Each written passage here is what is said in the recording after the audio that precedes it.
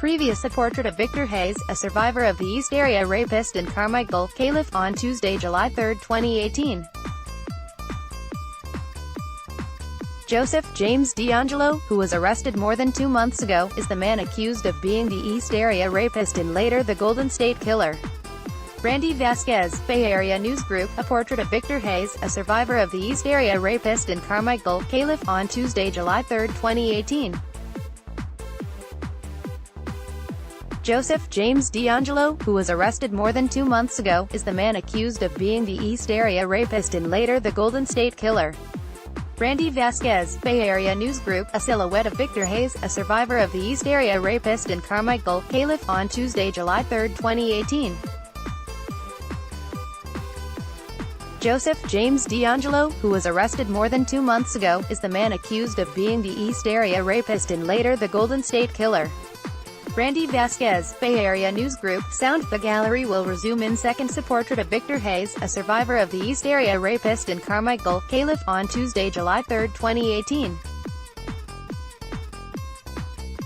Joseph James D'Angelo, who was arrested in April, is the man accused of being the East Area rapist and later the Golden State Killer.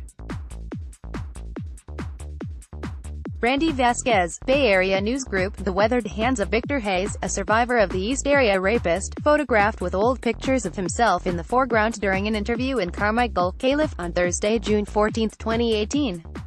Joseph James D'Angelo, who was arrested nearly 2 months ago, is the man accused of being the East Area rapist and later the Golden State Killer. Randy Vasquez, Bay Area News Group, a portrait of Victor Hayes, a survivor of the East Area rapist in Carmichael, Caliph, on Tuesday, July 3, 2018. Joseph James D'Angelo, who was arrested more than 2 months ago, is the man accused of being the East Area rapist and later the Golden State Killer. Randy Vasquez, Bay Area News Group, Victor Hayes, a survivor of the East Area rapist, displays photos of his old car, motorcycle and his dog, Santos Diablo, during an interview in Carmichael on June 14, 2018. Randy Vasquez, Bay Area News Group, Victor Hayes, a survivor of the East Area rapist, shows emotion while recounting the 1977 attack on him and his then-girlfriend during an interview in Carmichael, Caliph, on Thursday, June 14, 2018.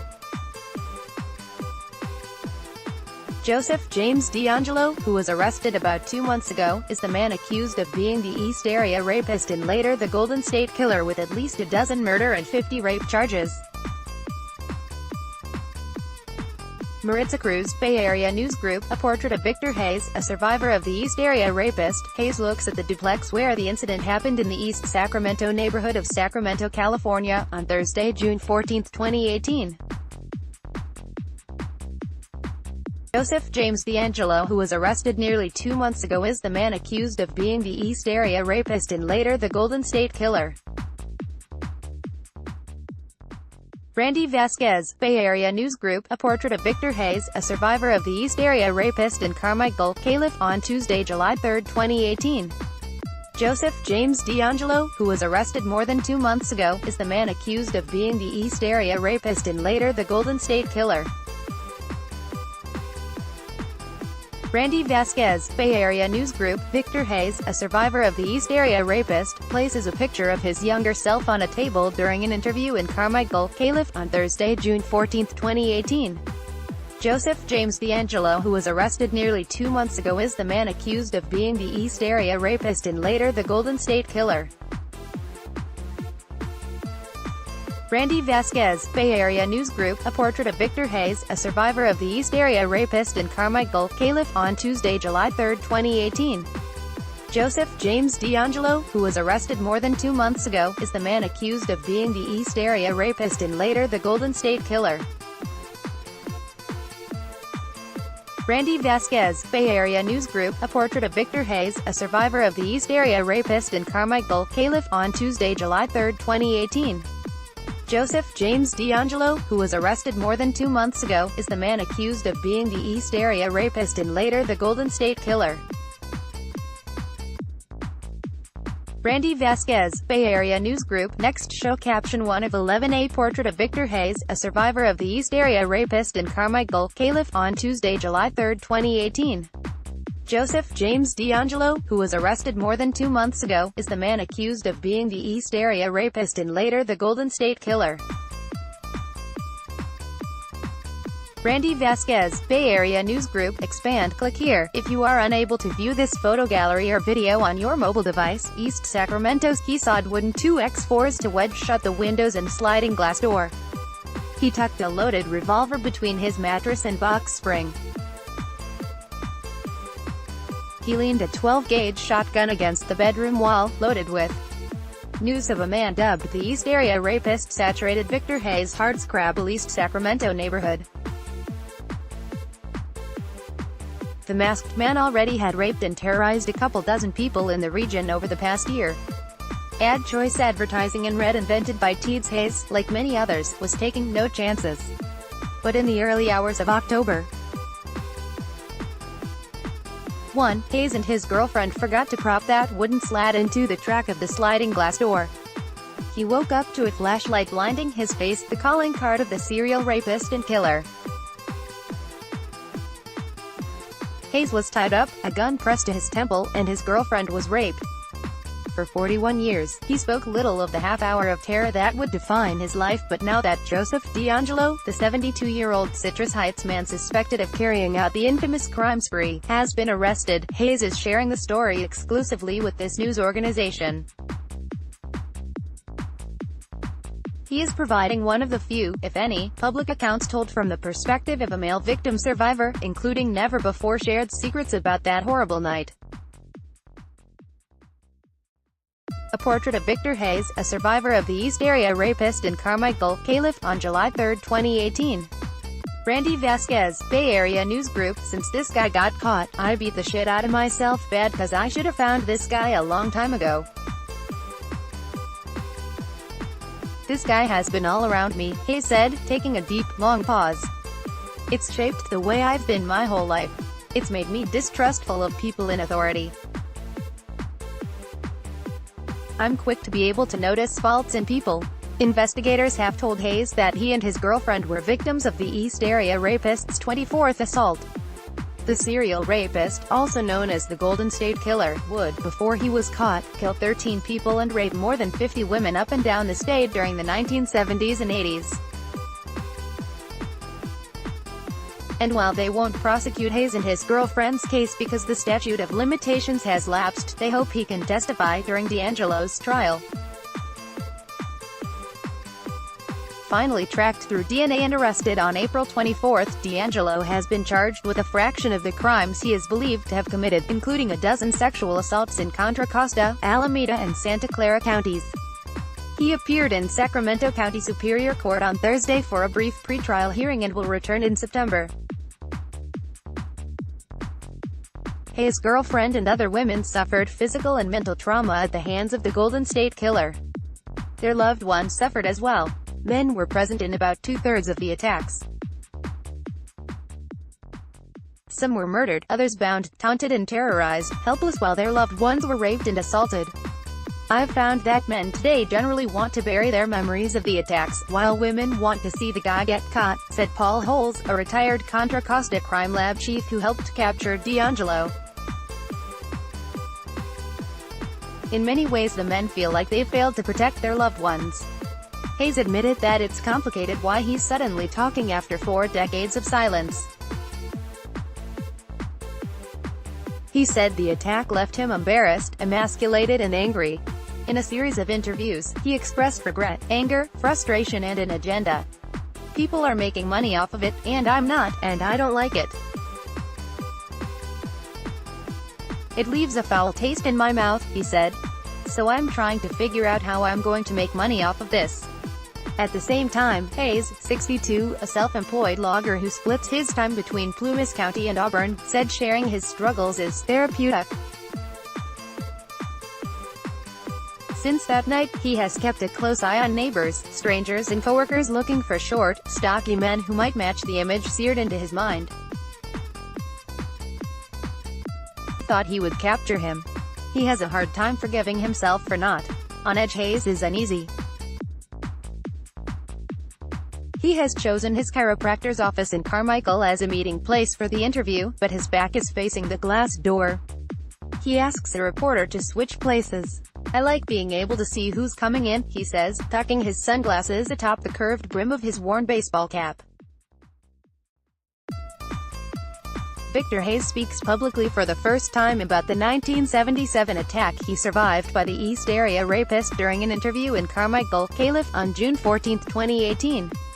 Maritza Cruz, Bay Area News Group, for more than 2 hours last month, speaking with an intense, booming voice and liberally dropping expletives. Hayes, who looks 20 years younger than his age with a shock of blonde hair poking out from his hat, recalls the worst night of his life in minute detail. He shares how the encounter has changed him. He even takes a reporter and 2 photographers to the dusty duplex near Sacramento State University where he became a statistic in one of the state's most notorious serial cold cases. At age 21, Hayes rented a duplex a couple of miles away from his family's home in East Sacramento near the American River Parkway, 23 miles of bike and jogging paths propped up on levees. It was just the type of environment that allowed the Golden State Killer to escape the scenes of his crimes and elude capture. By October 1977, the East Area rapist had left a devastating trail in nearby towns, but his last Sacramento attack had happened 5 months earlier. The gap created a long, nerve-wracking break for residents. By then, the entire area of Sacramento was just up in arms, Holes said. Everybody was scared. In October 1977 article in the Sacramento Bee was the first report of the East Area rapist's attack on Victor Hayes and his girlfriend. Courtesy of the Sacramento Bee, people were buying guns, police were holding town hall meetings, and vigilante groups roamed the neighborhoods, he said. It was a Friday night, and Hayes went to bed before his girlfriend, who this news organization is not naming and couldn't reach. The wooden security slat never made it into the frame of the sliding glass door. He woke up to a bright light in his eyes. He remembers lying on his mattress and looking up at a man holding a flashlight like a police officer, elbow bent and holding it overhand. In his other hand was a revolver. He wore a dark ski mask, a black leather jacket buttoned up all the way, light khaki pants, and he spoke in a whisper, through clenched teeth. "Don't move or I'll kill you." Hayes remembered the intruder saying, or something similar. It was about 1:30 a.m. The man Hayes had long fantasized of heroically killing was 3 steps into his bedroom. Bound and helpless as with nearly all his attacks, the East Area rapist pulled out a pair of shoelaces, tossed them onto the mattress, and ordered Hayes to lie on his stomach while his girlfriend tied his hands behind his back. He double-checked the knot and ordered Hayes' girlfriend to retrieve some cups and plates from the kitchen. Victor Hayes, a survivor of the East Area rapist, acts out how the rapist entered his duplex with a gun during an interview in Carmichael, Calif, on June 14, 2018. Maritza Cruz, Bay Area News Group, she balanced the dishes on the small of Hayes' back, a calling card meant to provide a makeshift alarm system. He told Hayes he would kill him if he moved or made any noise. As he left the room with Hayes' girlfriend, he also grabbed the shotgun leaning against the wall. He took her to another room and raped her. "I got to listen to this. I'm 21 years old, that's my expletive girlfriend out there, and I got to listen to this bullshit. And this is really expletive pissing me off," Hayes said. Periodically, the rapist returned to the bedroom to check on him, putting the handgun to his head. He cocks the hammer back, and I can hear the nice tightness of the cylinder of the expletive weapon. "I'm not scared of this is not intimidating me, but I'm not saying anything," Hayes said. It was on the 3rd trip to the bedroom that Hayes said the intruder told him something that he never told police or anyone else. "He said to me was very revealing," Hayes said, leaning into the table. "In a couple minutes, I'll tell you what it was." The attack, and a lucky break little is straightforward with Hayes, including his storytelling. He recounts his trauma like a man who has kept all the details bottled up inside for far too long. He bounces back and forth in time. He promises blow-your-mind moments. He's charming, bombastic, crude and candid nearly to a fault.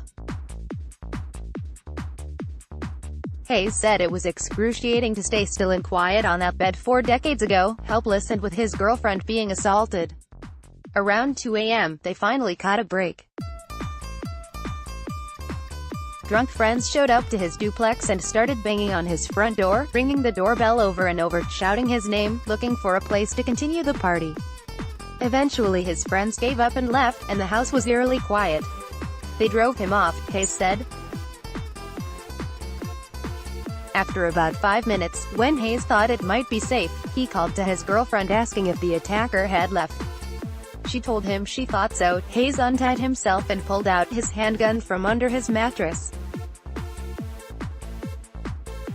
Victor Hayes stands outside the duplex where the 1977 East Area rapist attack occurred in East Sacramento on June 14, 2018. Maritza Cruz, Bay Area News Group, wary that the attacker might still be inside the house. Hayes tiptoed room to room, his adrenaline pumping. He eventually found his girlfriend bound on the living room floor. "I got to see this look on her face," Hayes said, his voice cracking. "Brutal man, brutal." When Hayes reached the front yard, he realized the threat was over. He walked to the middle of the street. "At the top of my lungs and as loud as I can, and that's pretty loud. I drop the F-bomb as loud as I can, drop it," he said. "I'm hoping that he's gonna hear me," running off in the distance, "and then I discharge my weapon. And I'm hoping to this day if I ever get to talk to him. I've often wondered if he heard that because he wasn't very far away. It kinda let him know, you ain't as slick as you think you are." Hayes went back inside and untied his girlfriend. "I comfort her. I tell her, I'm so sorry. I'm so sorry. I'm so sorry," Hayes said.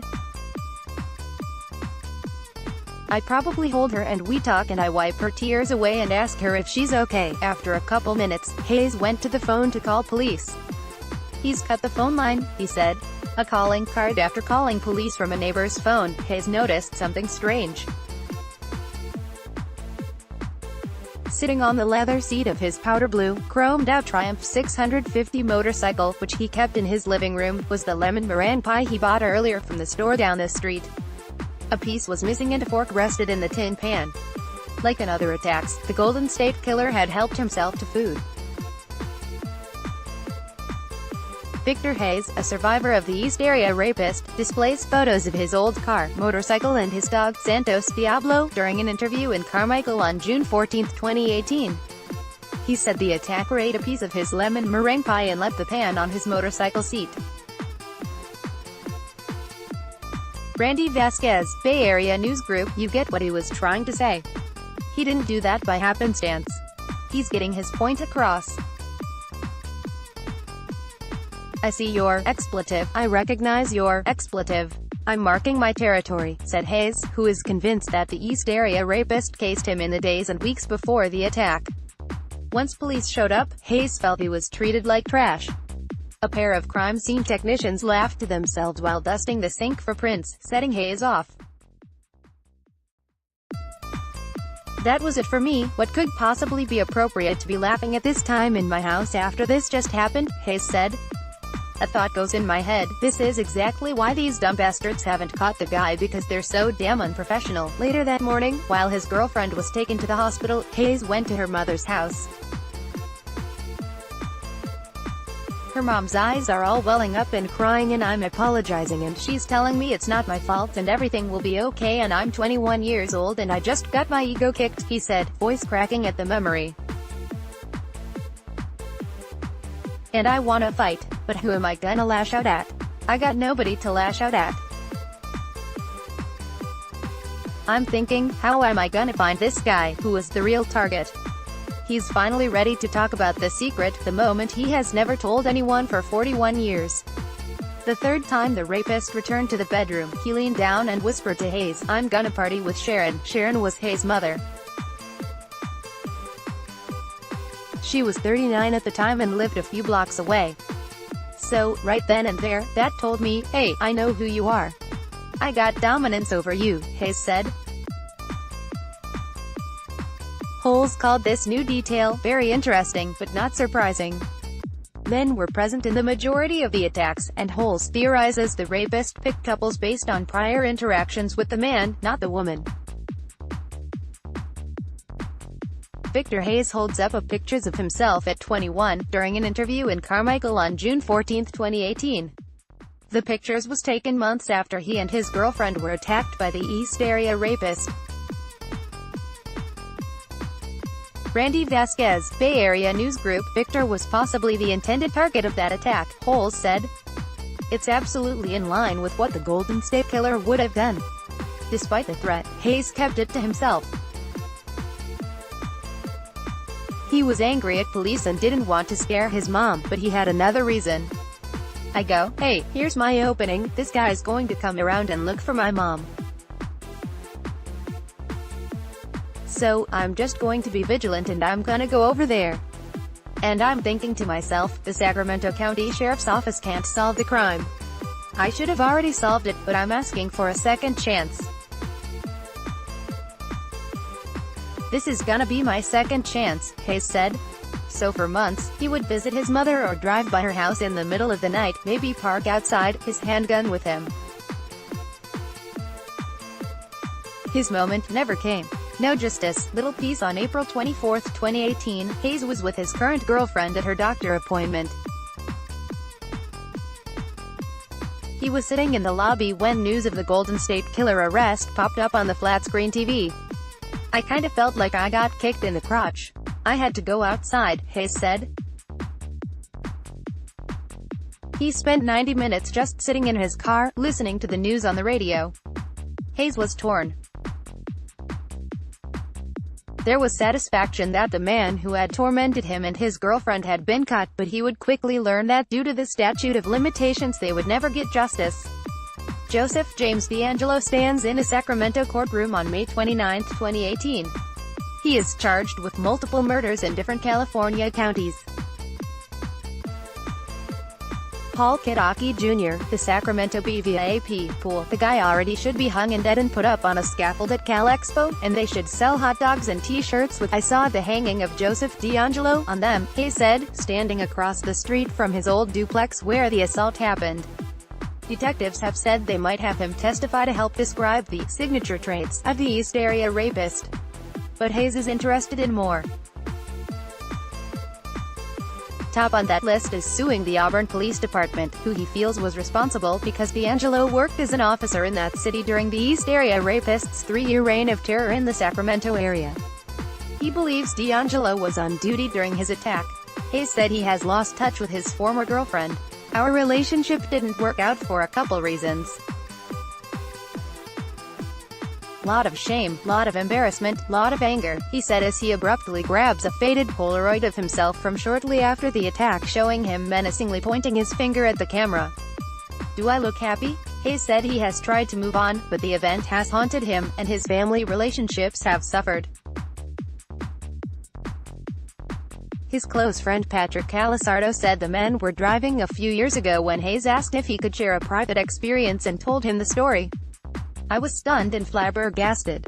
I knew of this because of all the publicity at the time, but I didn't know anyone personally affected. My heart just went out to him and her, said Calisardo, an Oakley retiree. I don't know how you can go through that and not have it affect you the rest of your life. Debbie Domingo, whose 35-year-old mother Sherry Domingo and her boyfriend Greg Sanchez, 27, were murdered in 1981 in their Goleta home, feels strongly that the men were in an impossible situation. The killer had the element of surprise on his side, she stressed, and there was nothing more they could have done. I can only imagine the men in those situations are probably beating themselves up with guilt. Domingo said. I hope they are able to let this go. AD Quality Auto 360p 720p 1080p. You might also like 1 o'clock. Toshiba is committed to shaping a better tomorrow. Toshiba APAC air conditioning now finally affordable thanks to newthingstoday.com. Building a rock-solid relationship. Sabrina Ho. Pro Academy. Find out how your child can learn fearlessly. Abbott family, hear what people are saying about the new Samsung. StarHub Limited official website. Princess Diana, beyond the grave, thinks Meghan Markle. MercuryNews.com, Trump meets Queen Elizabeth, no grabby handshake. And MercuryNews.com, LAPD to NBA's Brandon Jennings, show some respect. To MercuryNews.com, recommended by